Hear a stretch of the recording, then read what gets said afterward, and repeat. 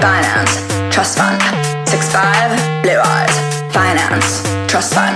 6-5. I think I'm more bullish than the average person on macro. So, obviously, CPI has been. Can you explain CPI as well?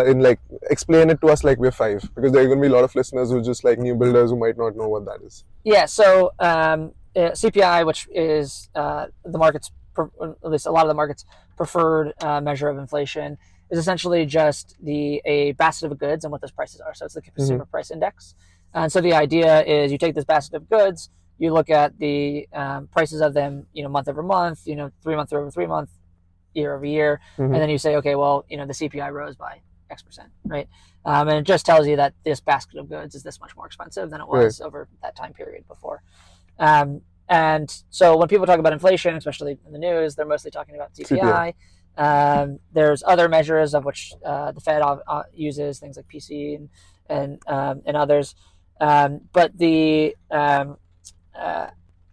for CPI specifically, it's kind of interesting because some of the things that we might think of are as good macroeconomic conditions. So, for instance, the retail sales came in earlier this week, higher than anybody expected, which that might sound to you like a good thing, right? Because people are still buying, they're still spending, they're excited, which would imply that they feel good about their economic situation.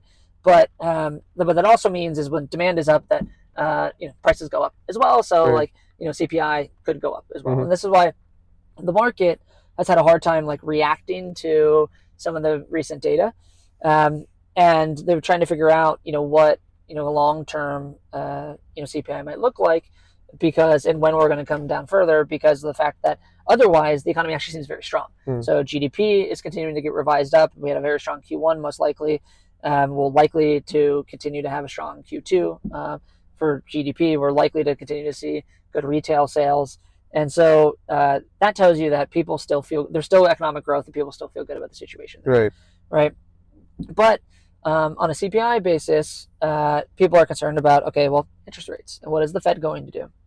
And I think you've seen the market decouple a little bit from this idea around whether or not interest rates happen in June or July, or interest rate cuts happen in June, July, or September. But that was what, for a long time, the market was mostly focused on is, okay, can we get interest rate cuts? Can capital become cheaper? And then can we get more capital into the markets?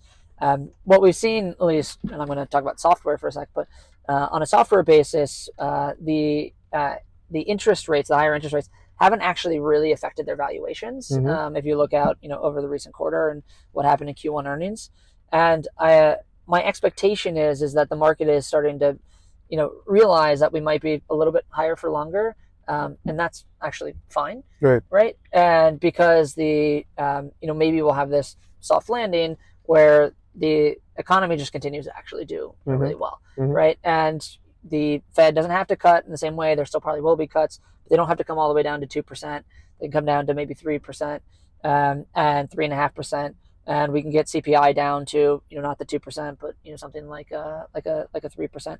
And the market continue to do well. And I think we'll start, if people could become comfortable with that, which I think the market is starting to digest, you'll probably see a big uptick in prices and bullishness at that point. My expectation is we see rate cuts this year. When and how, and I do think those will be a catalyst.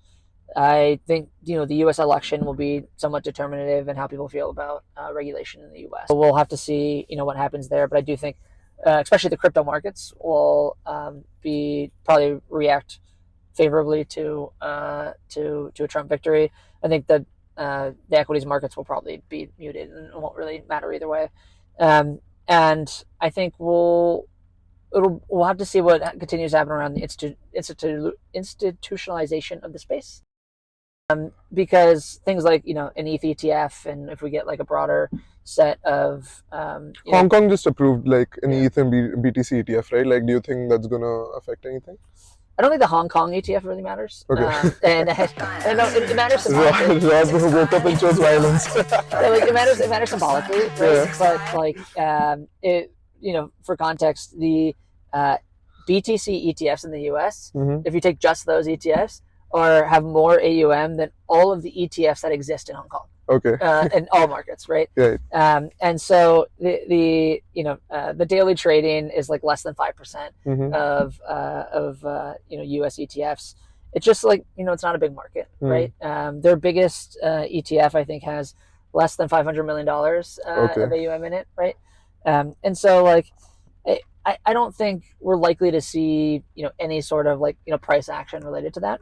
Symbolically, it's a good thing though, right? It's clear that like there is demand for these types of products. It's clear that the governments and the regulatory bodies, want them to exist in everywhere but the U.S. And it continues to put, some pressure on the U.S., especially with the, asset managers like BlackRock and others wanting to be able to, make money from these types of products.